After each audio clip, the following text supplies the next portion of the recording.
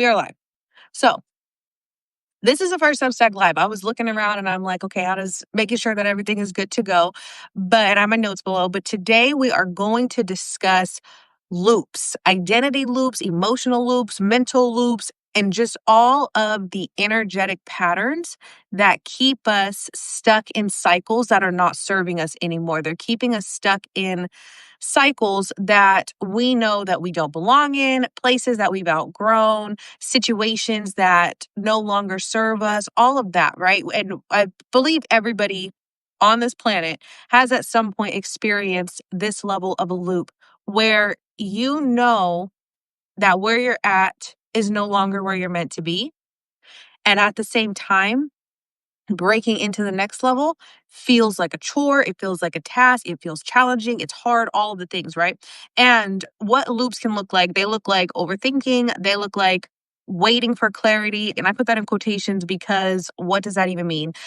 Seeking validation and just repeating the same emotional cycles over and over, right?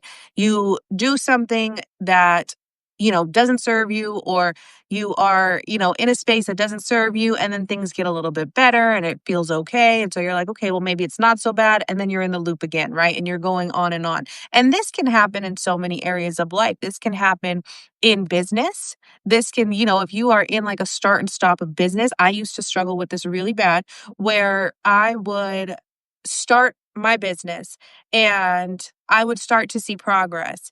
And as I was seeing progress, my brain would make up a reason as to why that wasn't real progress or whatever. And so I would pivot into, okay, it's not working. And then I would quit. And then if you're meant to have a business, if you're meant to do something, you can't quit it forever. Like there's always going to be a voice in the back of your head, or a pull, an inkling, or whatever you want to call it, to do it again and to keep going and to try it again. And that is a part of the intuition, and that comes into the purpose, which we're going to get into in a little bit. We'll get into that part later. But what happens with these loops, I'll call them, and staying in these continuous cycles over and over again, is the indecision becomes safe. The pattern is recognizable at this point, right? And the hardest part about breaking out of a loop that is recognizable is humans enjoy predictability. We like to know what's going to happen. Even if we know what's going to happen is not good for us, we still like the predictability because it feels safe and it feels like we have a choice. Whereas when we break out of our loop and we move into a new chapter, the next level, however you want to word it, that's unpredictable. We don't necessarily know what's over there. We know that what's here is not serving us, but we can predict it. We can continuously stay in a prediction cycle of it. Versus when we move on from something that isn't serving us, we don't know what that next chapter holds. We don't know what's coming. And because we don't know what's coming, we stay in a loop. And this is where like the ego comes in to reinforce the old beliefs, because the ego, and I've said this so many times, but because we're on Substack, you guys haven't heard me say it. Excuse me. I have said this so many times, but the ego's job is to keep you in what I call a perceived safety. It's to keep reinforcing beliefs, even if those beliefs don't serve you, because it's familiar. It keeps you in familiar beliefs. It keeps you in a familiar cycle. And so you have your conscious brain that starts to tell you, this is not good for us. We don't need to do this anymore. We need to break out of this pattern. And then the subconscious beliefs get enforced by the ego. And the ego is like, hold on, we don't know what's over there. We know what's over here. So we're going to play some tricks to make sure that you stay right here until you show yourself proofs of new beliefs. You have to show yourself proof of your new beliefs to get into the next identity, to break out of the loop so that the ego can enforce those beliefs. And you have to also show proof of why the situation or the cycle that you're in is not working. And when you start to focus on why that's no longer serving you, then the next level is not so scary, for lack of a better term. The next level then becomes, I don't know what's over there yet, but I know that I can't stay doing what I'm doing, or I can't stay where I'm at, or I can't stay in this cycle. I don't know what that cycle looks like. I don't know what that level looks like, but I do know that this one is not it for me. I do know that this is not the space, right? And so that is how we start to move out of the loops even when we are not sure what's on the other side. We don't know what's coming. Okay. So like I said, the ego's job is protection, right? It wants to control things, it wants predictability, it wants certainty. And so when you can start bringing fragments of your new self and showing, new beliefs and new certainty of what is to come, well then its job is to protect that. Its job is to reinforce that. But there's a middle place, the transition period, and any transition period is always challenging.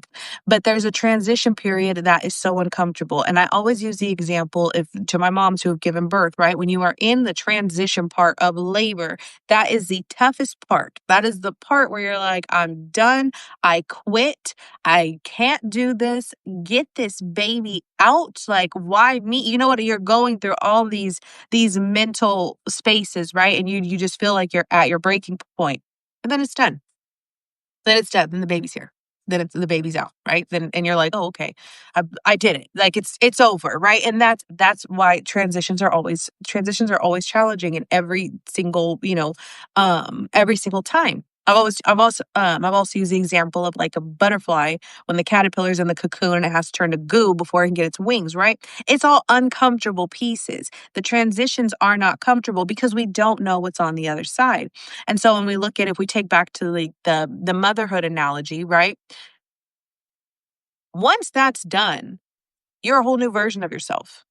You're a mom, right? With a baby. You have a person to take care of. You know, and like yes, you're technically a mom once you become pregnant, but then once the final transition is done, then there's that. And so why does all of this feel so hard? Why do we stay in these loops that feel so challenging? Because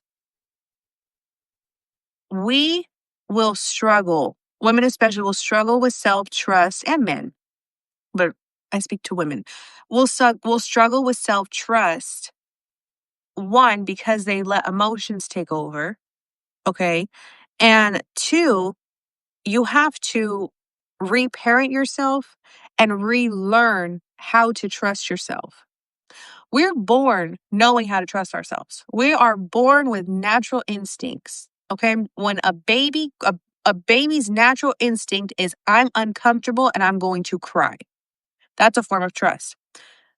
Children, when before they're potty trained, right, they just go to the bathroom when they need to go. They trust themselves to be able to go. Babies trust themselves to make a sound for a need, right? But then they have to depend because they're so helpless, they have to depend on others. And so when you spend your early years being dependent on others, adults adults who don't trust themselves, for one, they struggle with decision making, and for two, they struggle with teaching children how to trust themselves. And I see this a lot in society. And there's generational things and stuff. And I know, I think like 3 generations ago, like children were seen more as property, not necessarily as people, right? There was no indication that children had emotions. And then the next generation kind of saw that children had emotions. And so they fixed that and then so on and so forth, right? And so now we're in a space where children have to learn how to trust themselves because a child who does not trust himself then grows up to be an adult who doesn't trust themselves. An adult who doesn't trust themselves looks like not being able to make decisions. It looks like starting and stopping something. It looks like, deferring your authority to somebody else and waiting for permission, waiting for somebody to say, yes, this is okay to do this, even though deep down you know that it's what you want, but you wait for somebody to give you the green light to do it. That is what a lack of self trust looks like. And going back to my original point with the emotions, when we allow emotions to dictate how we trust ourselves, well, then Emotions are up and down. Emotions are fleeting. They come and go, right? Think of it like waves.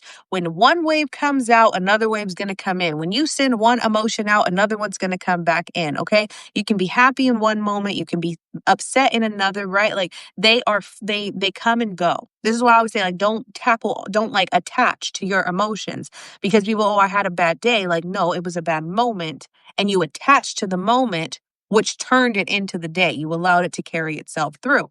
And so when we outsource our intuitive guidance to how we're feeling and what the emotions are, what happens is we stay even further stuck in loops, because now we're waiting for it to feel right. And oftentimes the decisions that you have to make, and the decisions that you have to make that come from within, that and learn to develop a sense of self-trust, the decisions that you make sometimes are not going to feel right in the moment, because they serve a higher purpose. They serve an evolutionary purpose to get you to where you need to go in life. Okay. And so when that happens, that's not going to feel safe, because it's something new. Like I said earlier, humans love predictability.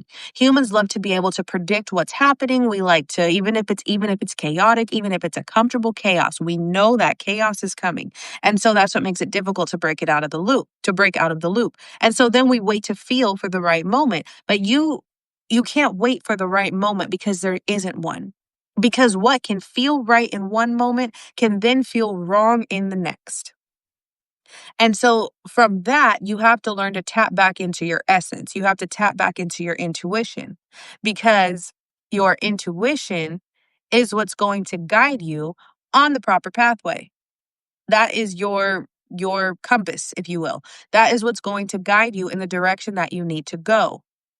And when you're being guided in the direction that you need to go, things are going to start to fall away. I hope I'm not glitchy. I look glitchy.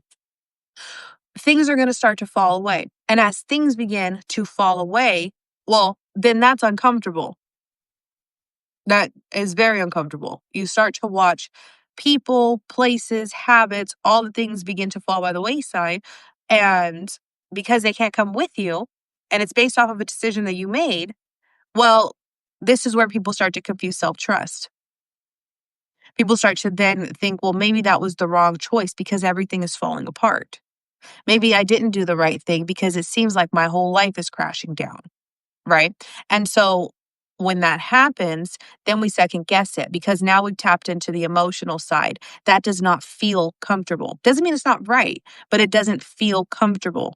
And because it doesn't feel comfortable and it doesn't feel good, we misinterpret that for it must be wrong. And then we believe we can't trust ourselves. And then we're listening to those around us. When things start to fall apart or give the illusion of falling apart, and we listen to those around us, well, the people around us are now projecting all of their own stuff onto us. And through those projections, they may make you feel like you made the wrong choice. And if you don't have an essence of self-concept and the ability to understand that where you're going is not going to make sense to people, and that the true value of self-trust is not always going to make sense to people, you will start to listen. And once you start to listen and you start to believe what they're telling you, well, then the ego comes back in, and the ego is going to reinforce that belief again, because that's what it does. And as it does that, now you're like, well, maybe it was the wrong choice. But hold on, you were intuitively guided, so it can't be the wrong choice. It's the wrong choice when we stay in the ego loop. It's the wrong choice when we know we're supposed to move on from something and we don't, because we're letting feelings get in the way.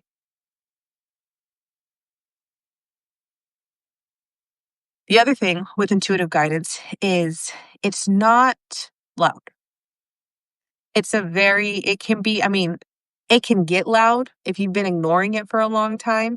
Then it'll start to get louder and louder, and you'll start to get more uncomfortable because you're meant to do something else. So your current reality will have to make you so uncomfortable to where you're forced out of it because you're not listening to the quiet nudges. Yes, that can happen. But in the beginning, the intuitive guidance is subtle. It's silent. If you believe in God, and if you've gone to church, then like in the church, one of the things that they say is, when you send out a prayer, are you still enough to hear the answer? Are you quiet enough to hear the answer? And that's what your intuition is. And if you don't believe in God, just use the term, your intuition. The thing is, it's an inner voice that, or an inner feeling that silently and subtly gives us direction. And it's direct. It's very direct. Do this, do that. And then it's up to us, the human flesh in the 3D, to decide if we're going to obey that. And then here comes the ego. The ego's loud. The ego's dramatic. The ego's like, causing drama. Humans love drama. We love it. Okay. The ego will cause drama, right? And because we're so used to certain cycles, it will feel normal. It will feel completely normal. The ego will make it seem like this is how it's supposed to be because this is what has been normal, right? So think about it this way. Your intuition is going to feel neutral but firm, little more direct. Whereas the ego is going to feel urgent and emotional. I need to get this done now. I need to go now. All of this, like this chaotic drama that comes with it. And your intuition, see, the ego will make sense every time. The ego will make sense. Your intuition might not always make sense. And it's not going to make sense because it's taking you places you haven't been. And so then that doesn't make sense. And so because it doesn't make sense, we think we can't trust it. And when we think we can't trust it, we reinstill the belief to our subconscious that we can't trust ourselves. And that's what the ego is going to reinforce. The ego is going to remind you of all the times that things didn't work out, that you couldn't trust yourself, that you messed up XYZ. The ego is going to remind you of all of that to keep you exactly where you are. Because then you stay where you are and then you start to think, well, maybe I am crazy. Maybe there's something wrong with me, right? But that's the ego's trick, is to keep you in the state of where you're at. So how do we break this loop? How do we get out of these cycles? How do we move past, all of these things? The first thing is awareness. You have to become awareness of your thought patterns. You have to become awareness of your thought process. You have to become awareness of, you have to become aware of what your beliefs are, how you speak to yourself, what you think, how you view things, your mindset. You have to become very aware of your mindset. Then you have to learn how to accept what pieces align with where I'm going and what pieces are old beliefs on repeat.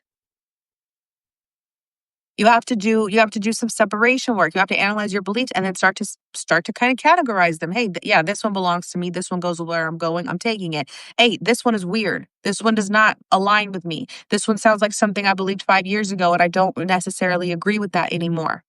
Okay? And you discard it. You rewrite it, if you will. You rewrite it into a belief that aligns with where you're going. Then you take the action that follows the proper beliefs. Because if you do not take the action that follows the proper beliefs, then you are only reinstilling you are only giving the ego ammunition, if you will, to keep reinforcing old beliefs because you're not taking action towards the new ones. You're only staying with the old ones. And so we have to take action that goes with where we're going. When you notice a loop, catch it. And a loop can be listen. Cyclical things are not always every 24 hours. You can be in a cycle that goes every 3 months, every 6 months, every year, every 2 years. Okay. You have to be aware of that. I made a post the other day about, corporate job hopping every 2 years. And the intention behind this post was how creative people will keep searching for fulfillment, for excitement, for a sense of purpose in finding a new role, a new corporate role every 1 to 2 years. Now, that doesn't feel like a short loop, but it's still a loop. It's still very much a cycle. If you're job hopping every 2 years, searching for a new sense of purpose, fulfillment, an upgrade to your identity, whatever it is, right? And you're job hopping every 2 years when you don't belong in these spaces and you're thinking that this is going to finally be it. And you start a new role and it's fresh and you're like, yes, this is it for me. And then a year or two in, or, but probably before that, but a year or two, like you're starting to feel the burnout. And then a year or two in, you're looking for the next best thing, same type of role, different company. That's a loop. That is exactly what that is. That's a loop. It's just not as short as some of these other loops, but it's still a loop. If you are starting a business and you do really well for 4 or 5 months, you're consistent, and then you don't see results, and then you quit, and then you're like, I'm just going to go back to work, or you focus on your day job or whatever it is. And then 3, 4 months down the road, you're like, no, I want a business. I'm meant to do that. And you go back into business and you do it again for 4 or 5 months, and then okay, this isn't for me. And then you come out. That's a loop. That is a loop. Even though it's months long, it's still a loop. Even though corporate job hopping is every 2 years looking for fulfillment, it's still a loop. So I need you to be aware that loops are not always every week or every month or every 5 days. They can be a long time. And the thing about that is when these loops are taking this damn long and you are not catching it, look at all of that time. I don't want to say wasted because I don't believe it's wasted, but look at all of that time passed by. Look at all of that time that you've stayed stuck in a cycle instead of pausing to catch it and reflecting on what it is you're meant to be doing. If you do that corporate loop 5 times, that's 10 years right there. 10 years that you stayed stuck in a loop. If you do the business loop 6, 7 times, that's 3 to 4 years right there that you stayed stuck in that loop instead of just focusing on what it is you're supposed to be doing and moving in that direction. That's a long time to stay in a loop. We're not here forever. Some of us, we get like on average 7 decades. Some of us are lucky to see 8 and 9. Some of us don't even see 7. So when we're staying in these loops, well, what are we doing? We're watching things go by without a conscious thought about it, without any sense of awareness. We're doom scrolling in our own lives. We're doom scrolling through the loops of our own lives and expecting a different outcome because we haven't tapped into any sense of essence. We've just been on ego autopilot for all of these years. All of these years, ego autopilot, just operating like my mentor will say, just asleep, right? Just operating in this way that you're not involved in what it is you're doing. You're going through the motions. And then one day you wake up. One day you're like, holy crap, I'm 45. I'm 31. I'm 52. What did I do? Right? That's real. It's like a wake up. What did I do? Where have I been? My grandma used to My grandma used to say, she said, well, we were kind of like, being a little ditzy. She would tell us, she would say, you need to get involved in your life. She had said that, especially she would tell my sister a lot, but she would say that, you know, and the intent behind that was like, you need to be paying attention to what is going on with you. You need to pay attention to what is going on in your life. You need to pay attention to the things that you are doing every single day, every single moment. Every moment you should be paying attention to what you're doing. And I am not saying you can't go and waste time for a little bit and turn on a Netflix show. I'm not saying that. But do it with intent. Waste time intentionally. I'm not even kidding. Waste time intentionally. You know what? Tonight I feel like wasting time. Tonight I just want to unplug for a moment and waste some time. Okay, do it with intention. Don't just mindlessly do it. Say, okay, well, I'm going to waste 2 hours. Okay. Or I'm going to go enjoy myself and, I'm wasting time. Is so like, I have a love-hate with that phrase, but it's the intent behind it. That's the point. It's the intent behind it. Everything is about intent. The loops that you're in are about intent, but you can't catch the loop if you're not intentional. You have to become intentional to catch what the heck is going on with you and what the heck is going on in your life.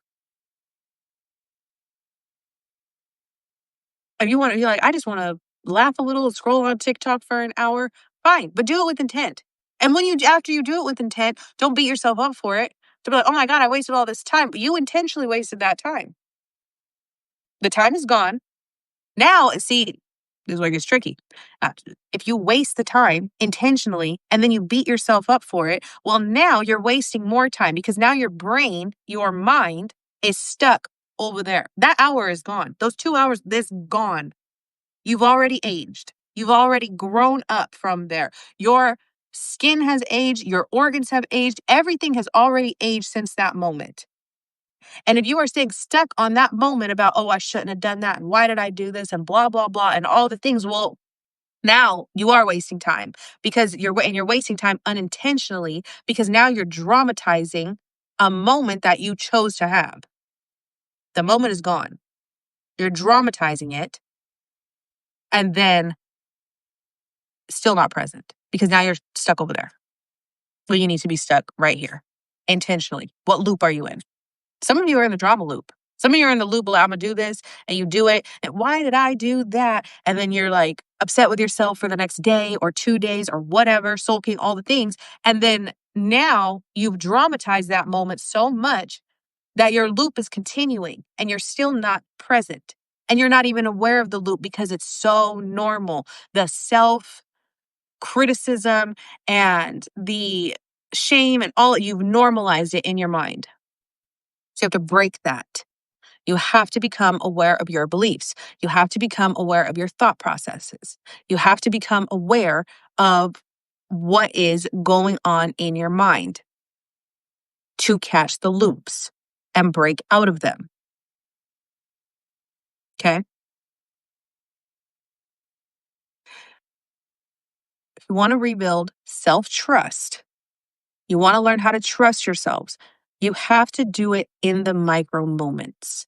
Pay attention to your thoughts and pay attention to your actions in the micro moments. How often are you intentional and how often are you not intentional? Pay attention to those things. We're habitual creatures. Okay, we operate by way of habit. We do things by way of habit. And because we're habitual creatures, sometimes we don't recognize our habits because they become so embedded in us. A negative mindset, for example, to see negativity in everything, to see a problem with every solution. That's a habit. You have made that your mindset by habits. And now you are having a hard time breaking out of that loop. You have a habit now of seeing everything in a negative light.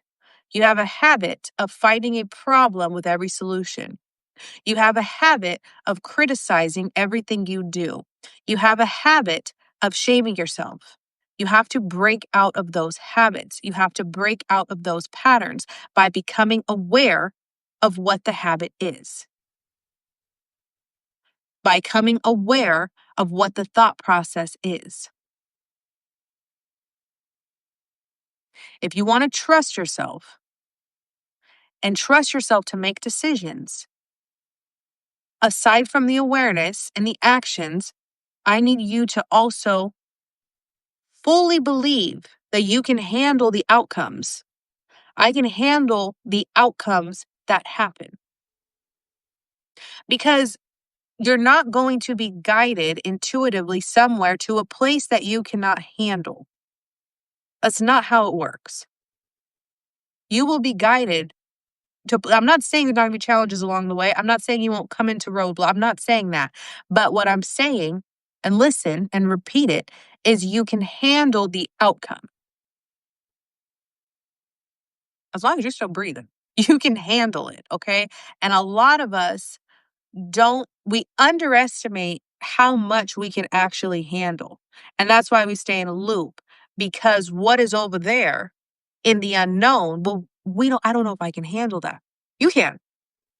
You can handle that. You're here. You can handle that. You can handle an uncomfortable feeling for a while. You can handle all of that. Okay? So, to wrap this up, if you are really like, I do need something to help rebuild self trust, there is a 5-day, for my subscribers, it's a 5-day identity rewrite challenge. And that is for rebuilding self trust and self confidence because the two go hand in hand. Okay. Once you trust, you also have to like yourself to trust yourself. So, for anybody who has tuned in and is like, I really do want to rebuild some self trust, you can subscribe on my Substack and it's free to my subscribers and it's a 5-day challenge. You will have the first link will come directly to your email after you subscribe, and then you can go in and you can go through the posts and you will see them day 1, day 2, so on and so forth. Okay? So, with that being said, go ahead, grab that, go subscribe on my Substack, and you can grab the Identity Rewrite Challenge. And for today and the rest of this week, it is Tuesday, make a micro commitment to yourself every single day. Maybe that's doing my challenge. You're going to journal on it every single day.